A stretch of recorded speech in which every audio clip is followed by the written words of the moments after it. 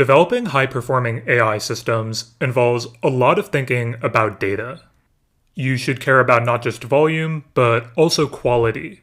My guest today, Kate Park, has led efforts in building data engines, which establish flywheels to gather high-quality data and improve ML model performance.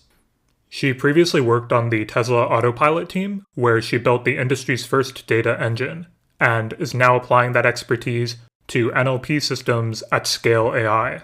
We spoke about her experience in these different domains, how data engines work, their benefits, and plenty more. This is the Gradient Podcast. I'm Daniel Bashir. Here's where I tell you to do all the things about subscribing and following us in all the various places that you're able to follow us.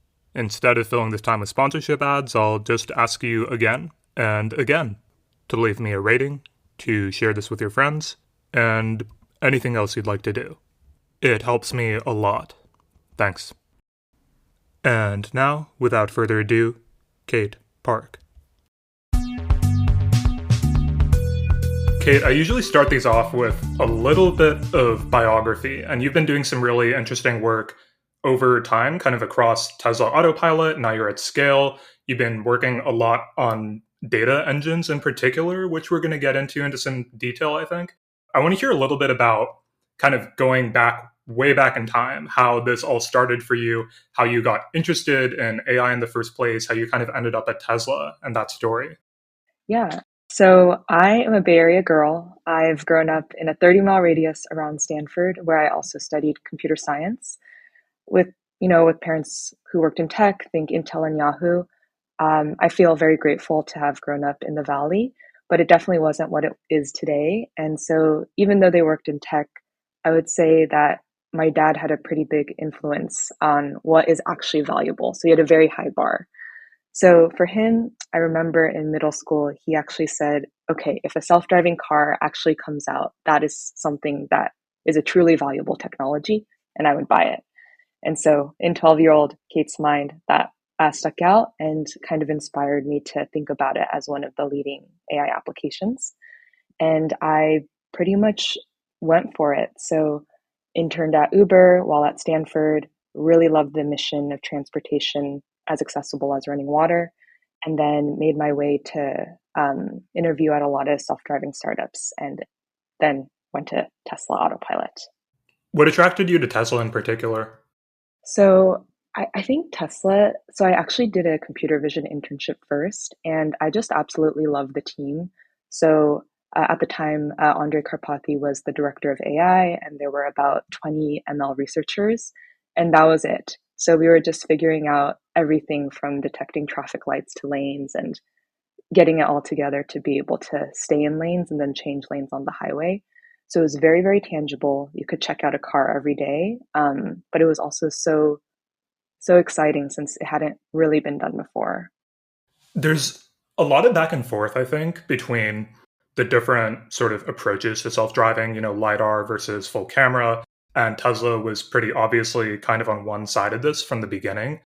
When you were there, I'm wondering a little bit about the environment at Tesla, kind of how it saw itself with respect to the broader self-driving field, and I guess what impact, if any, that had on the work you were doing with them. That's right. So I do think the strategy of Tesla did stand out to me and was part of the draw to join them compared to other L5 or L4 approaches. So yeah, the philosophy being there that data is key and you need a lot of data. And so Tesla has always prioritized the fleet of vehicles globally, worldwide, rather than the advancement in any one particular area. So it went for breadth and then is climbing depth in levels of autonomy over time. Whereas, as you know, Waymo, Cruise, they go for level 5 in, let's say, San Francisco first. I do agree with that. Maybe I'm biased because of the data engine, but with the fleet of cars, you do unlock the ability to actually improve your models in a more deterministic way. And I would say that there's also no crutches. So, for example, if you have a very ambitious agenda to, let's say, detect velocity and acceleration via cameras alone, you actually work on a system that can achieve that rather than relying on other sensors. And then if you actually make that breakthrough, that also transfers to other things you need to detect. So it's like we almost shoot for the stars and then, or what is the phrase? You shoot for something higher so that you can unlock other domains as well. I want to hone in on two things you said in that answer that were kind of interesting to me. The first one probably is that the claim data is key is something I think a lot of people agree with, but is also a pretty obvious theme for you running through your work. And I want to hear what initially convinced you of that point, if you had to make that argument to somebody. I think data is key was really confirmed over time as we developed the data engine. So maybe to back up a little bit, when I joined full time, I joined full time to basically spearhead and build out an actual data flywheel. And really, the goal was hey, we have a research team that is constantly figuring out new architectures and trying to lift the bedrock of performance. But given a fixed architecture, can we deterministically hill climb performance just via data alone? And so the proof is in the pudding. And I increased my confidence in this approach every time a release was unblocked by the data engine. So the very first release I worked on, and when I say release, I mean a feature release, was navigate on autopilot. So this was the Tesla's feature to be able to change lanes and take exits on the highway. For that, you need fantastic object detection, especially in your side view cameras, because you want to change a lane and not run into anything behind you. And you need amazing fork detection because you need to be able to take the right prong as you exit the highway. For both of those, there were pretty significant edge cases, or there were pretty significant test cases that were blocking our release. And then over the course of a couple weeks, we just burned down data collection, data labeling, and retraining the models and evaluating them until we passed our performance bar. So that actually worked. We shipped Navigate on autopilot, and then we just moved on to the next feature release, which was Smart Summon, Teslas in parking lots, then stop signs, Tesla stopping at stop signs. So pretty much every product autopilot release has been unblocked by some data engine effort, especially near the end of the development. Does that make sense? Yeah, it does. Do you feel like when it comes to the different directions you can take to improve a system, on the one hand, as you mentioned, there are architectural improvements, and that's often a lot of work going in from a research team. And I think that when people are working on these things, there's this combination of like intuition and black magic and all these other things that go into what makes a good architecture for a particular problem.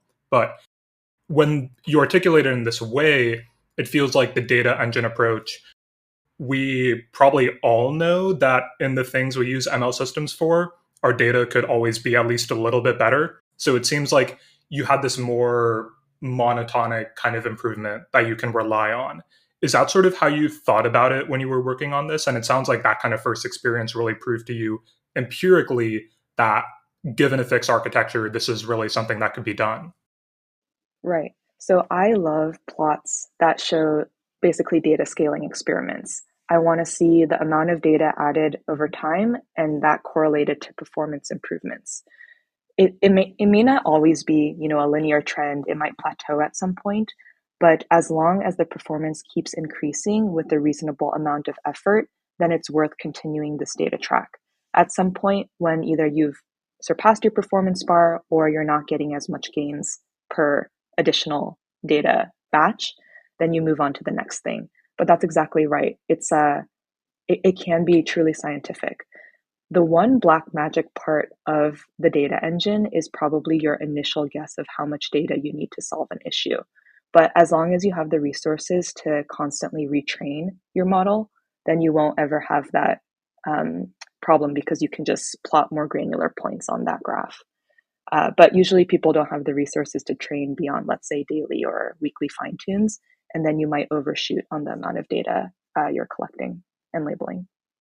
What would stick out to you as being more than a reasonable amount of effort to put in for data scaling improvements?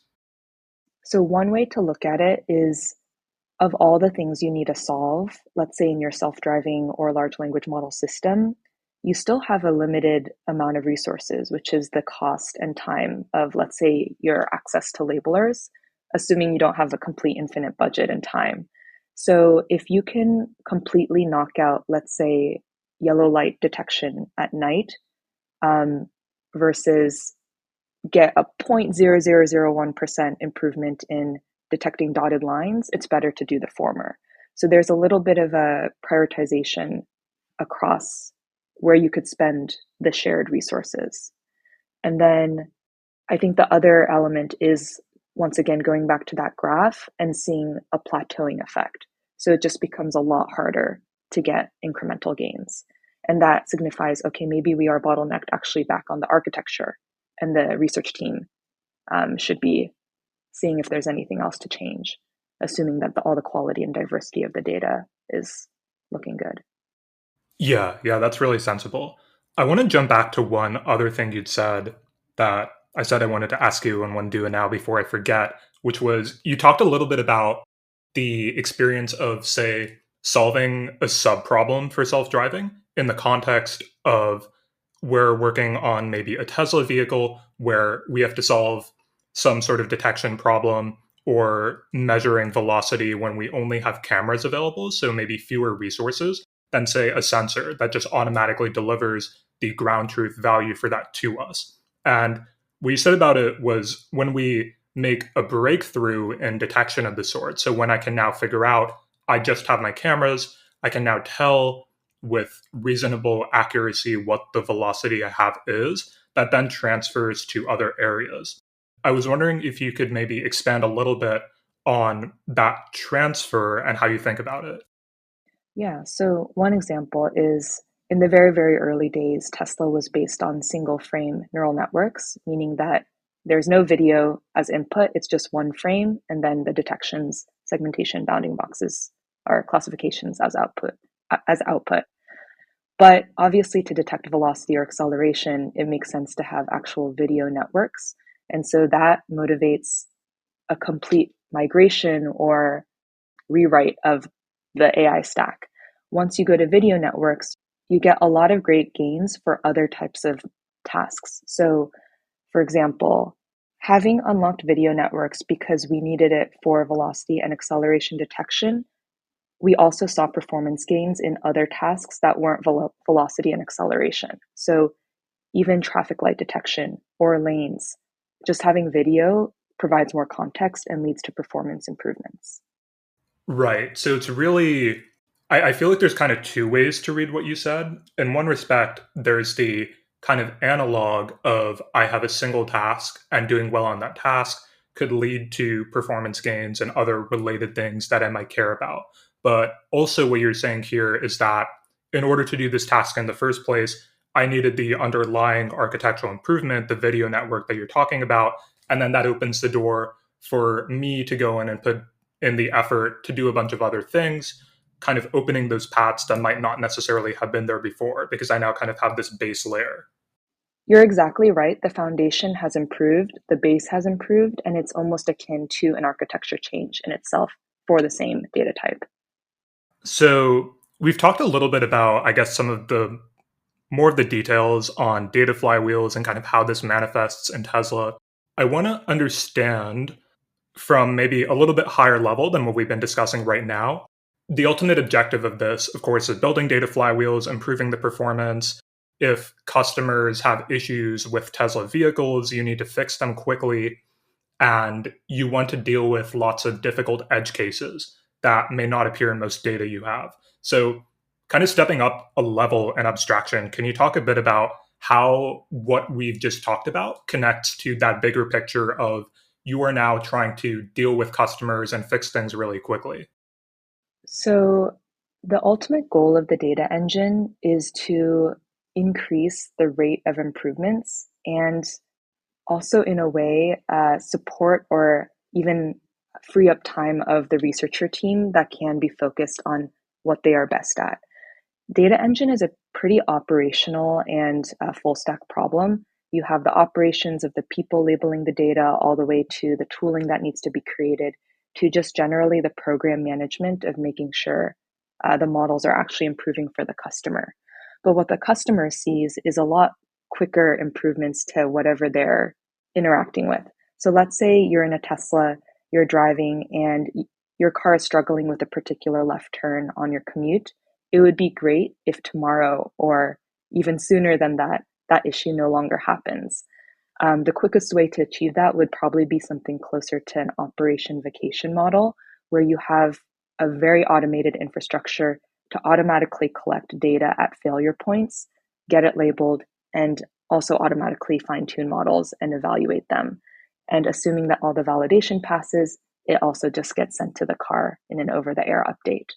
So, one day right now is probably not realistic for most issues, but it's not impossible if everything was really automated or created properly. I want to kind of go from here and transition to your work at scale, where you're now leading the generative AI data engine. And this is kind of a different modality because a lot of your work at Tesla was on computer vision. But I want to know kind of what made you make that leap and a little bit about your kind of broad interests in NLP. I'm aware that you worked on this LaughBot paper when you were at Stanford some time ago. I'd love to hear a bit about that too. Yeah. So, main motivation for making a pivot from computer vision to more generative AI applications was to see if I could transfer this data engine framework to even more models. And of course, I do think that generative AI and language models are similar to self-driving cars in that it's a very clear unlock of value. So, having played with ChatGPT a lot myself, like many other people, it's clearly valuable, and I always want to work on something that impacts my daily life. So my first foray into NLP was at Stanford. Typically, our courses, any class that you take at Stanford for computer science, end in a final project. So for the spoken natural language processing class that I was taking, my final project was training a LaughBot, which is a NLP model that can detect humor, and then it also responds with laughter. The responding with laughter is just a cute little app, but the deep learning aspect was actually being able to take a audio sample and transcribe it, and then figure out whether that's funny or not. So back in 2018, RNNs were still hot, and so this is not based on a transformer. It was based on the hot architecture at the time. And we even submitted it to a conference and actually won a Best Student Paper award. But I think what's more interesting is over Christmas break in 2022, I revisited that project and tried fine tuning Distilbert, which is a transformer based model, and it completely beat my college paper. And so that conclusion was, one, transformers rock, but also it was fun because I got to play the researcher's shoes where the data is fixed, but you're changing the architecture. That then led me to also look at the data set, which was really bad and also makes me wonder how this model even works at all. But of course, that is the nature of my work being to now be able to take control of that data set and make it better. So we're a long way from RNNs, but I think whether you're tweaking the architecture or the data set, improving these models has always been very interesting to me. Yeah, I saw the data that you had for this model, and the other kind of interesting thing about this project too, I think, was you had to you had a lot of intuitions about sort of what was going on. So kind of comparing this to using Distilbert, you were training your RNN with acoustic features as well, and then you ended up sort of combining this with all the language features, and you had these intuitions about the humor of a sentence depending on what was said and how it was said. And it's just kind of fun, I guess, to see that shift from, well, I don't have to worry about any of this. Let's just fine tune a transformer and it seems to work.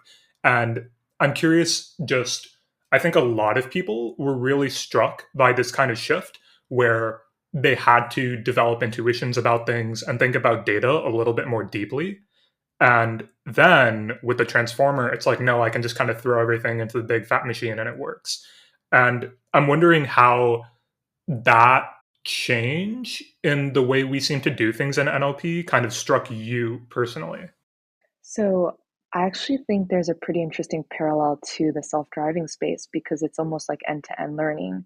So when you say intuition, you're referring to the fact that in the olden days, there was a lot of feature engineering, right? I was parsing out n-grams or sentiment, and then feeding that explicitly into another model. But now it's really just any input audio or text and output is the funny or not funny prediction. I think there's a similar parallel to self-driving systems. So instead of explicitly detecting objects, traffic light color, lanes, you could just have a more end-to-end AI system that takes the video as input and then literally outputs the steering angle and acceleration. So that is another form of more generalized, that's another form where in a way, feature engineering is less needed.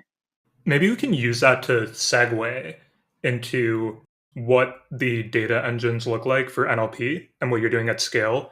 And maybe a good place to start is with exactly what you just did. If you could talk a bit about the analogies and disanalogies between data engines for NLP problems versus for vision problems. Yeah, they both have the same goal, of course, which is improving the model. When we go through this exercise, I want to start at the very beginning, which is the triaging of failure modes, all the way to labeling to then closing the loop on whether you improved. So at the very beginning, you need to figure out what to work on. There is an analogy between, let's say, Tesla self-driving autopilot system and ChatGPT. So interventions or some signal from your user base is pretty important to know where things are going wrong. So for autopilot, if a driver intervenes from the system, you want to record that video. It's probably quite interesting. Similarly, if you're using ChatGPT and you thumbs down the conversation, or you actually tell the model you're wrong, this is another indication from your user base that something needs to be further looked at. After that, you usually want to source more failure examples of a given scenario. So this is on the road towards creating that unit test. To do that, you might want to look at more automated curation methods. So for computer vision, some interesting signals include seeing if your same model is consistent over time or disagrees with other models. So there's a self-consistency and cross-model consistency in that if they are inconsistent, that is an interesting sample. For large language models, I think it's the same. You could sample, let's say, GPT-4 multiple times, and if it's very varied, it's probably a likely weak spot since the model's not quite confident in what to say. Now that you've identified your failure modes, you need to label the data. For computer vision, you first need the underlying asset, which is like the video or image. Then you enrich it by, let's say, segmenting it, adding bounding boxes. But for large language models, you don't even necessarily need that underlying data asset. You could just create both the prompt and response yourself. So that is one difference, especially when it comes to operations. You don't really rely on the customer to send you something that's so baked into their, hardware system. So it's a lot easier to generate valuable data. And then I think the rest of the process is pretty similar. You want to retrain on the data and see if your models have improved. And then maybe the only other difference is evaluation, which we can dive deeper into. Yeah, let's do that in a second, but maybe backing up to the initial step of I'm interested in something like self consistency or cross model consistency. The idea of self consistency is kind of weird for a lot of reasons when it comes to models like GPT-4. I think, as we've all seen, the response you could get for a same prompt might not just differ as an artifact of the temperature you have for a model in the course of a single session, but over the course of a single day. And this might be the result of, OpenAI sort of continuing to train the model or getting sued by the New York Times and like having to throw in a patch so they don't, spit out giant sections of New York Times articles. When you're thinking about these measures of self-consistency in the context of, say, sampling GPT-4 or some other model like that, What does that look like, and how do you take into account the kind of natural temporal inconsistency since you don't control the model? So I was thinking in the perspective of the AI research team that controls the model. So we would limit to, let's say, literally the same endpoint. But you're right. From the user perspective, these models are changing under the hood. So you get even more variation. But just for apples to apples, imagine a certain specific autopilot release, like FSD, version 11.2 is static, just as one endpoint from OpenAI is static. That's helpful. I think it would be interesting to dive a little bit into the evaluation section of this. And so, could you talk a little bit more about what that section of the data engine looks like pretty broadly? And then we can dive into it a bit more.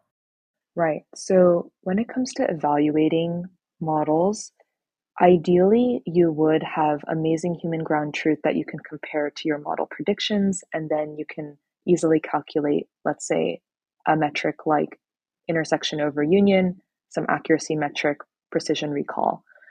However, for large language models, the ideal human ground truth is less obvious. There's a lot of responses that could be good. And so, what we see more of is preference ranking of, let's say, two different model responses, and then seeing the win rate of model A compared to model B. That determines that model A is better and should be shipped to customers. Um, in the computer vision world, you would just benchmark model A against the human ground truth set, benchmark model B against the human ground truth set, and see which one has the higher score, rather than compare the two head to head. So that is a big difference. I will say there's a lot of experiments and research where you want to see if humans can write some kind of rubric so that you can still automatically evaluate large language models. But I think we're still figuring it out altogether. And so it's just not as it's definitely not as automated and trustworthy as I'd say a computer vision eval is. That seems right. And one of the case studies you have on your website, I'm aware that Scale helped OpenAI train InstructGPT. And I thought that was kind of an interesting example of some of the different things you're talking about here, how it's really difficult to ensure trustworthy data, but still, in the face of that, if you're able to somewhat reliably figure out, for example, which data labelers are going to be able to do things well, then you can get reasonably confident chances that you'll be able to deliver things like preference rankings in the course of training that are going to really improve the performance of the models you're concerned with. So I'm wondering if you could talk a little bit concretely about something like InstructGPT in kind of concrete detail and what that looks like. Yeah, so I think InstructGPT is a good example of where what data look like for large language models, even a year or beyond back, and then we can talk a little bit about trends today. So the earliest work we saw was Scale providing supervised fine tuning data to customers like OpenAI. So this is human supervision of usually question and answers or uh, prompts and responses. They're synonymous. So a human labeler that we recruit would write both the question and the ideal response that the model should mimic. Now we're seeing a lot more preference rating and rankings for the reinforcement learning with human feedback step. So this is typically after the supervised fine tuning step, and the data format is completely different. So instead of writing question answer pairs, a labeler will get usually multiple model responses and then rate which one they think is best. I thought the idea of having to introduce things like benchmark tasks in order to figure out, do we have high confidence in how these labelers are going to do when it comes to constructing preference rankings for a model to train on, was a really interesting idea. And this was, I guess, maybe just to give a little bit of context on what I know about this. Um, there's I guess the idea was we want to So we have labelers, we're trying to get them to construct preference rankings, and we want to have high confidence that they're able to do a subset of tasks pretty well first, and generally like estimate the quality of these active labelers, and that way we can make sure that we only serve preference rankings from labelers who meet a certain quality threshold or bar. But then that's actually also pretty hard to do because if you want to construct these benchmark tasks, my understanding is they used to be created by an in-house quality team, but that manual creation isn't really fast enough. I'm wondering if you could talk a little bit about challenges like these where you're interested in, again, we have this sort of harder thing to do. We need to construct preference rankings and we need to evaluate the quality of labelers with things like benchmark tasks, but constructing them manually isn't fast enough. And we want to create this really fast data flywheel so OpenAI can improve things as fast as possible. So, what do we do there? I'm wondering if you can talk about the different directions in terms of making that process a little bit faster. Yeah. So just to define for audience, the benchmark tasks, they are essentially honeypot or golden examples that we already know the answers to. So we know which model should be ranked as the better one. We serve that to the labelers to make sure that they're doing the right thing, since we can grade their response against the answer key. In terms of how do we create these benchmarks scalably, of course, we can do it manually, or we can actually convert stellar tasks from the current labeling into benchmarks. So if we audit, let's say, some sample of examples from our user base, we can then convert those into benchmarks and serve it to other people. The other interesting thing is more synthetically generated benchmarks or human plus LLM assisted workflows. And that is another interesting way to create more content scalably. But we really do care about quality. So typically anything we do will have some human touch. But it is nice to continue to, maybe it's not 100% manual creation, and then it's more 70%, 30%, but not zero. Maybe as an open question for you, having worked on the data engine for such a long time, it seems like we kind of now have inroads into making this thing work for scenarios where we have more complex data scenarios, as we were just talking about preference rankings. But I'm wondering what to you look like some of the biggest challenges for kind of flexibly taking this data engine framework and then applying it to the different things people are interested in right now. Yeah. So the trend for large language models or generative AI data engine is the human data you need is pretty expertise focused. So it's not the same labeler typically cannot generate more than a couple domains. So you need to recruit people for math separately from coding, separately from lawyers and accountants. And so that really necessitates this amazing network of experts that are excited to supervise these models. And you can't really get away with, let's say, 1,000 labelers in-house that can flexibly be trained on different data types in the computer vision space. So if anything, I think the requirements of the data that's needed to continue to improve these models will require more dynamic recruitment of niche domains. And that's why almost like a white collar gig community is very powerful. Can you talk a little bit more about that? So it's interesting the idea of a white collar gig worker or just training AI systems could itself become a profession. And I think that there have been kind of controversial ways in which this is already the case, but not necessarily for people who are maybe experts in a given domain, thinking about large language models.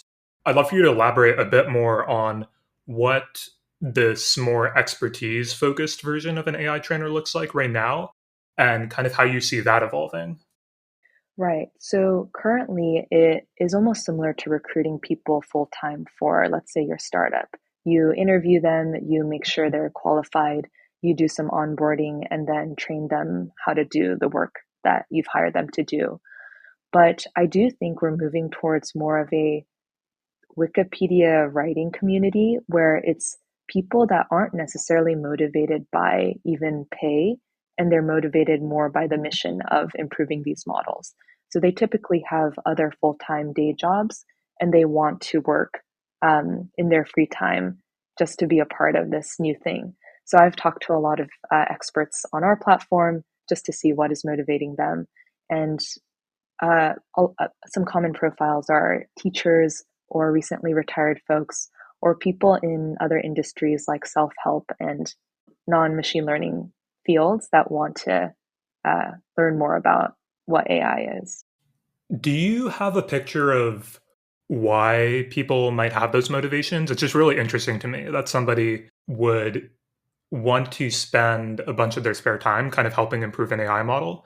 So I'm wondering if you have intuitions about why people are interested in this. I think it depends a little bit on exactly what task they're doing, but let's say you are a expert that's trying to break the model. It's almost like a bug bounty program, right? White hat cybersecurity hackers. There is some joy in either tricking the model to say something bad or finding an issue that then the research team can fix. So that's pretty motivating. And then on the other side, after you've broken the model, I think a lot of people are motivated to fix the model, and fixing is done by providing the ideal response and teaching the model what is the correct thing. So it probably leans into the motivation of one personal achievement in, finding issues, but also the satisfaction of moving something forward. I think a good place for us to begin coming to a close on would be you talked a little bit about kind of broad strokes of challenges for data engines kind of going forward. And I guess I'm just wondering for you personally, what aspects of data engines kind of looking ahead you're most excited to work on? I think one thing I am very excited to work on is continuing to figure out what humans should do versus what models should do, even in the data engine. So we don't want humans to be doing things that can easily be automated to the same quality. And that research problem was also apparent at, let's say, the Tesla days. So once we bootstrapped a lot of our 3D object detection models, and those models became so performant that led to auto labeling networks that were pretty good for detecting the geometry and placement of where other cars are. We found that humans, though, are still useful, but for slightly different tasks, namely semantics. So looking at the same scene and saying, okay, this car is moving because it's trying to park versus this car is moving because it wants to lane change. So you constantly need to find where humans are good versus where computers are good. And I think a similar exploration needs to happen on the data engine for these generative AI models. So maybe humans are really good at creative frameworks, but the LLM is better at grammar checking. And what are the other ways that LLMs can be used as assistants or auto critiquers, even auto writers, auto raters? But we never want to sacrifice on the quality. So it's a lot of experimentation that ultimately culminates in the strategy that leads to highest quality, but also fastest speed. The semantics distinction you noted and the example used in self driving was really interesting to me. And I want to spend a second on that. You mentioned that a human might be better at something like figuring out is this car changing lanes or moving, turning because it wants to change lanes versus turning because it is trying to park or something. I guess that also seems feasibly like a thing that could be solved eventually, but I'm wondering if you feel like there is a pretty natural it sounded like you think this way, but I'm wondering if you think there's a pretty natural separation that is going to remain in terms of what humans are good at labeling and then what is best left for auto labeling, even in the face of, okay, this is something that a human does better right now, but I think that a machine could get better at this. Do you think that, like, there's still a distinction that should be maintained, even if we're taking into account the ML system getting better at something that a human is currently better at? I think humans will always be needed when bootstrapping a completely new domain or task. So if you have literally no supervision and thus no model for semantics, then you need humans to provide an initial data set. At some point, yes, it's possible that that model will be so performant that it'll be reliable for auto-labeling semantics. But, that wasn't the case at the time we had worked on the project. And I think the parallel is, let's say your model has never seen data for stand-up comedy, and there's very little transfer between coding abilities to comedic writing, then you do need that human data to show the model how to do that task. So humans are always needed for that initial bootstrapping. And then the other area is I do believe they have extremely, extremely high quality. So you can always find areas where models are weak according to the human, and then supervise that. And that goes back to like the hill climbing aspect. So let's say your model starts writing comedy, there's still going to be areas where it doesn't work well. And that's where the human is evaluating the model and rewriting responses. I think that the note of humans will still be needed and are generally high quality is probably a pretty good one to end on. So I'll say, Kate, really thank you for this conversation. It was really interesting to learn more about data engines generally. I found this really thoughtful, so thank you for taking the time. Thank you so much for having me. That's it. That's the whole episode. Thank you for listening.